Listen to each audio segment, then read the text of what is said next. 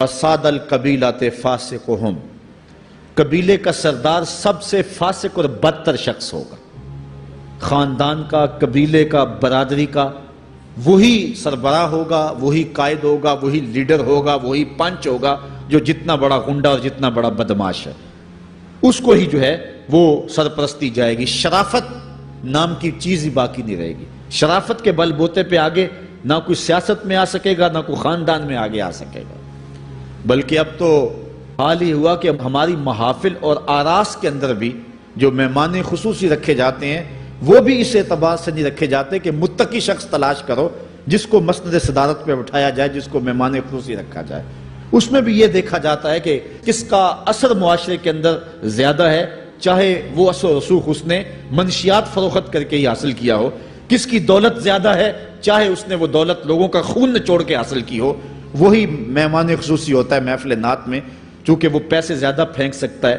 اور ایک غریب آدمی جو کہ تہجد کی نماز پڑھنے کا بھی عادی ہے، اس کو جوتیوں پہ جگہ ملتی ہے، اس کا قصور صرف یہ ہے کہ وہ غریب ہے اور اس کے پاس حرام کی کمائی نہیں ہے۔ یہ حضور علیہ السلام نے نشانی فرمائی اور جو آج ہم اپنی آنکھوں سے دیکھ رہے ہیں۔ وَسَادَ الْقَبِيلَةُ فَاسِقُهُمْ، قبیلے کا سردار جو ہے وہ بدتر اور فاسق شخص ہوگا۔ وَقَانَ زَعِيمُ الْقَوْمِ أَرْذَلَهُمْ، اور قوم کا جو سردار ہوگا وہ قوم کا کمینہ ترین شخص ہوگا، یعنی قوم کا جو سب سے کمینہ شخص ہوگا وہ سب سے اونچی والی مسند پہ بیٹھا ہوگا۔ اور آپ دیکھ لیں، صرف پاکستان میں نہیں پوری دنیا پہ دیکھ لیں، کیا ایسا نہیں دیکھ رہے ہم کہ جو بدبخت ہے، جو کمینہ ترین شخص ہے، فلک نے بخشی ہے انہیں خواجگی، جو جانتے نہیں روش بندہ پروری کیا ہے، جن کو اپنے نفع نقصان کا بھی نہیں پتا، اپنے آپ کا بھی شعور نہیں ہے، ہم کون ہیں، کس لیے آئے ہیں، جو مقصد حیات سے بھی آگاہ نہیں ہے، تو وہ قوم کے سردار ہوں گے، سیاسی تنظیمیں ہوں یا دیگر تنظیمات ہوں۔ الا ماشاء اللہ اکثر حال یہی ہے جو اللہ کے محبوب علیہ السلام نے بیان فرمایا، جہاں کہیں بھی شرافت، نجابت اور اچھے لوگوں کو برتری ہے، آہستہ آہستہ وہ کم ہوتی چلی جائے گی۔ اور یہی ہوگا سارے کا سارا نظام جب قیامت آئے گی، تو یہی ہوگا کہ جتنا برا شخص ہوگا، جتنا کرپٹ شخص ہوگا، جتنا ظالم شخص ہوگا، جتنا ڈاکو لٹیرا اور انتہائی کمینہ صفت شخص ہوگا، وہی جو ہے وہ قوموں کا سردار ہوگا۔ وَأُكْرِمَ الرَّجُلُ مَخَافَةَ شَرِّهِ، اور آدمی کی عزت اس کی شر سے بچنے کے لیے کی جائے گی۔ فلاں بندے سے اگر تعلقات قائم نہ رکھے تو ہمیں نقصان پہنچائے گا۔ آج 10 نمبر کا غنڈہ بھی ہو تو لوگ اس سے تعلق ضرور استوار رکھتے ہیں، یہ فخر سمجھتے ہیں۔ آج کل افطار پارٹیاں ہو رہی ہیں اور اس میں ان کو بلایا جاتا ہے دعوت افطار پر جنہوں نے روزے ہی نہیں رکھے ہوئے۔ یہ افطار پارٹیاں نہیں ہیں، یہ ایک تماشا ہے جو لگایا جاتا ہے۔ اس لیے یہ ایک مزاج ہوگا قرب قیامت میں جس کا بیان حضور علیہ السلام نے کیا، جبکہ ہم ہر روز یہ اللہ سے وعدہ کرتے ہیں وَنَخْلَعُ وَنَتْرُكُ مَن يَفْجُرُكَ، دعائے قنوت میں کہتے ہیں اے اللہ جو تیرے حکموں کو توڑتا ہے ہمارا اس سے کوئی تعلق نہیں ہوگا۔ یہ روز عہد کرتے ہیں لیکن مسجد سے نکل کے اس عہد کو توڑ دیتے ہیں، بلکہ بہت سارے تو مسجد کے اندر ہی توڑ دیتے ہیں۔ وَظَهَرَتِ الْكَيْنَاتُ وَالْمَعَازِفُ، اور گانے والی اور بجانے والی عورتیں اور گیت گانے والی عورتیں، رنڈیاں، یہ جو ہیں وہ گانا شروع کر دیں گی اور یہ عام ہو جائے گا۔ اب تو حد ہو گئی کہ مذہب کے نام سے بھی یہ سب کچھ ہو رہا ہے۔ یہ شام کلندر کے نام سے جو پورے ملک کے اندر ایک جو ہے تقریب شروع ہوئی ہے، اس میں جو ہے ان عورتوں کو بلایا جاتا ہے اور لکھا ہوتا ہے باقاعدہ اشتہاروں کے اوپر کہ فلاں جو ہے وہ گانے والی آئے گی اور وہ جو ہے وہ اپنا کلام پیش کرے گی، اور یہ مذہب کے نام پہ ہو رہا ہے۔ اور حد یہ ہو گئی کہ یہ بڑھتا ہی چلا جا رہا ہے، اس کو روکنے کی گو مربوط کوششیں بھی نہیں ہوئی، لیکن ایک ایسا عمل تھا کہ جس کو ہر صاحب شخص برا سمجھتا ہے، لیکن اس کے باوجود یہ پھیلتا چلا جا رہا ہے۔ اور جو کچھ معاشرے میں ہو رہا ہے وہ حضور علیہ السلام نے پہلے نشاندہی کی۔ وَشُرِبَتِ الْخُمُورُ، اور شرابیں پی جائیں گی، رنڈیاں ناچیں گی، گانے گائیں گی اور شرابیں پی جائیں گی۔ وَلَعَنَ آخِرُ هَذِهِ الْأُمَّةِ أَوَّلَهَا، اس امت کے بعد میں آنے والے لوگ پہلے گزروں پر لعنت کریں گے، کہیں گے انہیں تو پتہ ہی نہیں ہے۔ پاکستان کے اندر باقاعدہ آرٹیکل چھپے اخبارات میں کہ محمد بن قاسم جو ہے وہ ڈاکو تھا، سلطان محمود غزنوی لٹیرا تھا، یہ مضامین شائع ہوئے۔ صحابہ کو گالیاں نہیں دی جا رہی، کتنے لوگ ہیں جو صحابہ کو برا بھلا کہتے ہیں، اور حضور علیہ السلام کے والدین طیبین جن کی وساطت سے یہ درے اور گوہر شاہوار ہمیں نصیب ہوا، ان والدین کو ممبروں پہ بیٹھ کے کیا جہنمی نہیں کہا جا رہا؟ تو یہ وہ زمانہ، کیا امام حسین کو باغی نہیں کہا جا رہا؟ پہلے لوگ اندر داخل ہو کے کرتے تھے اور کتابچے چھاپتے تھے، اب آہستہ آہستہ ممبروں پہ بھی آ گئے اور یہ بات کہی جانے لگی ہے۔ اس پر باقاعدہ اجتماعات منعقد ہوتے ہیں، اس پہ کہا جاتا ہے۔ ایک ٹی وی چینل کے اوپر یزید کو جو ہے وہ رحمت اللہ تعالی علیہ کہا گیا، کیا کچھ نہیں ہوا، یہ سب کچھ آپ کے سامنے ہے، یہ حضور نے بیان فرمایا، یہ ہونا تھا۔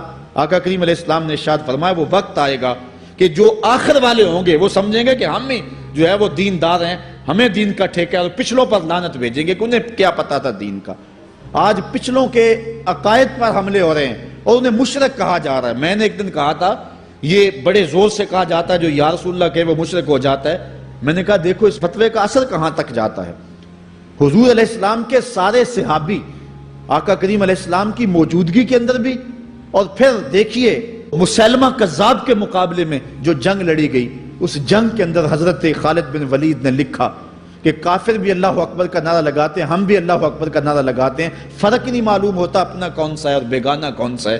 تو حضرت صدیق اکبر نے لکھا کہ جب وہ اللہ اکبر کا نعرہ لگائیں تم اس کے جواب کے اندر یا محمد آہو کا نعرہ لگاؤ۔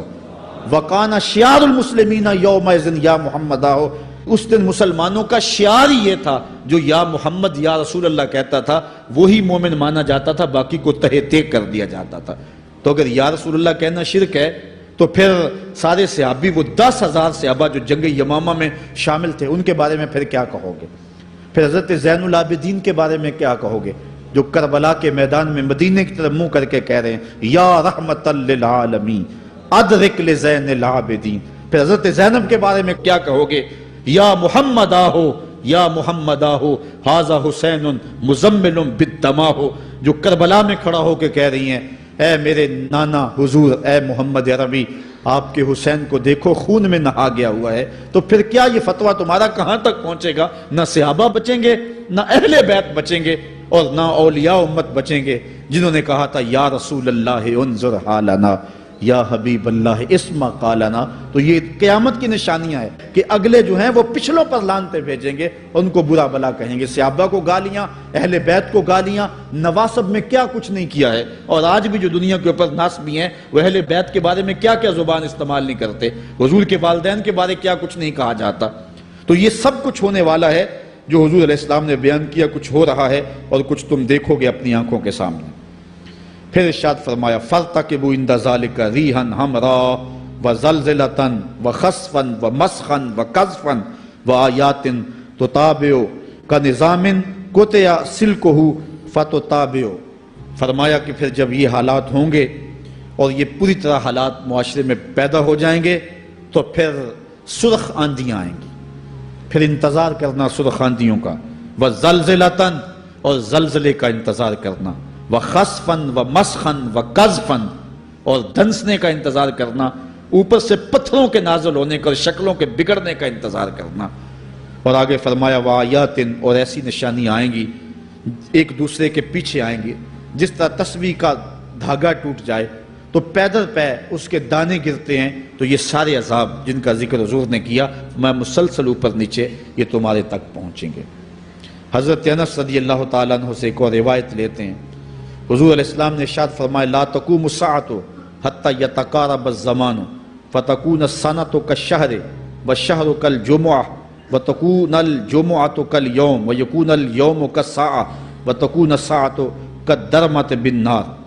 فرمایا جب قیامت آئے گی اتنی دیر تک قائم نہیں ہو سکتی جب تک زمانے مختصر نہیں ہو جائیں گے، زمانے سمٹ نہیں جائیں گے، حتیٰ کہ سال مہینے جتنا ہو جائے گا، اور مہینہ ایک جمعہ المبارک جتنا ہو جائے گا، اور ایک جمعہ ایک دن جتنا ہو جائے گا، اور ایک دن ایک گھڑی جیسا ہو جائے گا، اور ایک گھڑی ایسے ہوگی جس طرح آگ کا شعلہ جلایا اور وہ بجھ گیا۔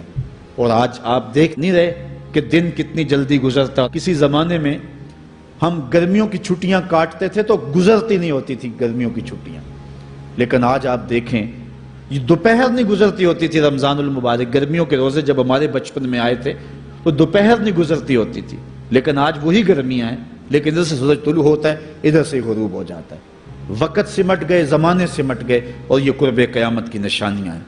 خرابی اتنی زیادہ ہوگی، حضور نے ارشاد فرمایا، حضرت ابو ہریرہ سے ہے، آدمی گزرے گا اور ایک پرانی سی قبر دیکھے گا اور کہے گا وَيَقُولُ يَا لَيْتَنِي كُنْتُ مَكَانَ صَاحِبِ هَذَا الْقَبْرِ وَلَيْسَ بِهِ الدِّينُ إِلَّا الْبَلَاغُ۔ فرمایا انسان قبر کے قریب سے گزرے گا تو گزرتے ہوئے وہ ٹھنڈی آہ بھر کے کہے گا کاش کہ اس قبر کا مکین میں ہوتا، اور فرمایا دین سوائے آزمائش کے اور کچھ نہیں رہ جائے گا۔ یہ قرب قیامت کی وہ نشانیاں ہیں جو حضور علیہ السلام نے بیان